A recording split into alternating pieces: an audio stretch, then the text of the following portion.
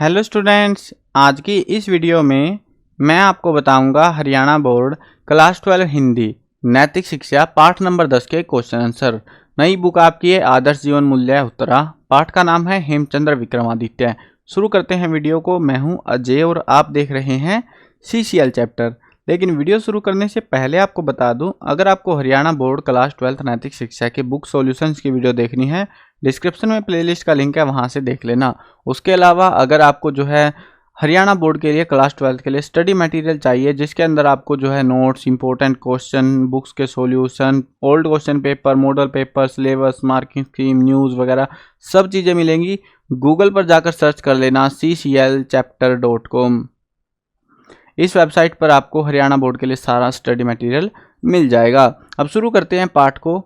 पहला जो सेगमेंट आता है, ये चैप्टर एक चीज़ बता देता हूँ, एग्जाम के पर्सपेक्टिव से ये चैप्टर आपका सबसे इंपॉर्टेंट चैप्टर है। इस चैप्टर में से 100% चांस है कि आपको एक क्वेश्चन देखने को जरूर मिलेगा, तो इसको अच्छे से पढ़ के जाना है, अच्छे से याद करके जाना है, ठीक है।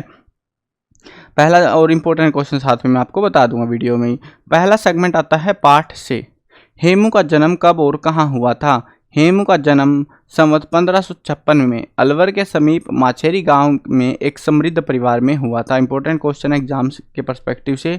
इनके पिता का क्या नाम था? तो इनके पिता का नाम था राय पूर्ण दास। हेमू का परिवार अलवर से कहाँ आकर बस गया? तो रेवाड़ी के कुतुबपुर में आकर बस गया। शेरशाह सूरी की मृत्यु के बाद कौन राजगद्दी पर बैठा? तो कौन बैठा था? इस्लाम शाह सूरी कहते हैं, उर्फ जो है सलीम खी, इस नाम से जानते हैं इनको। इस्लाम शाह ने हेमू को कहाँ का दायित्व सौंपा? इस्लाम शाह ने हेमू को 6000 सवारों की मुख्तियारी दी और अमीर का खिताब दिया। हेमू शाही तख्त पर कैसे बैठा? इंपॉर्टेंट क्वेश्चन है एग्जाम पर्सपेक्टिव से। हेमू शाही तख्त पर कैसे बैठा है? हेमू ने जब बंगाल में शाही तख्त पर, मतलब है कि वो राजा कब बना, दिल्ली का राजा बना था ना वो हेमू, तो वो कैसे बना, क्या प्रोसेस था वो बताना हमको। हेमू ने जब बंगाल में आदिल शाह के विद्रोही मोहम्मद शाह का सफाया किया, उसी समय हुमायूं की सेना ने दिल्ली और आगरा पर कब्जा कर लिया। सन 1556 में हेमू ने आगरा में मुगल सेना को हरा दिया और उसने दिल्ली की ओर कूच किया। तुगलकाबाद में उसने मुगल सेना को हरा दिया। इस जीत से हेमू की लोकप्रियता दूर दूर तक फैल गई। आखिरकार आदिल शाह ने हेमू को दिल्ली का राज सिंहासन सौंप दिया। इस प्रकार हेमू शाही तख्त पर बैठा। आपकी समझ। अगला जो सेक्शन है हमारे पास में, हेमू ने आदिल शाह के राज्य की सुरक्षा किन किन विद्रोहियों से की? इंपॉर्टेंट क्वेश्चन हो सकता है ये भी।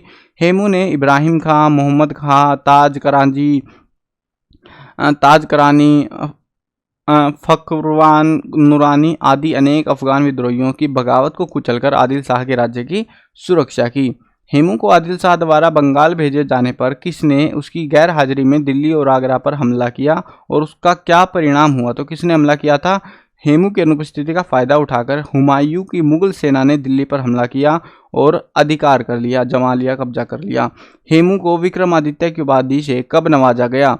1556 में तुगलकाबाद के युद्ध में मुगल सेनाओं को परास्त करने के बाद स्वयं आदिल शाह ने दिल्ली का राज सिंहासन हेमू को सौंप दिया और उन्हें विक्रमादित्य की उपाधि से नवाजा गया।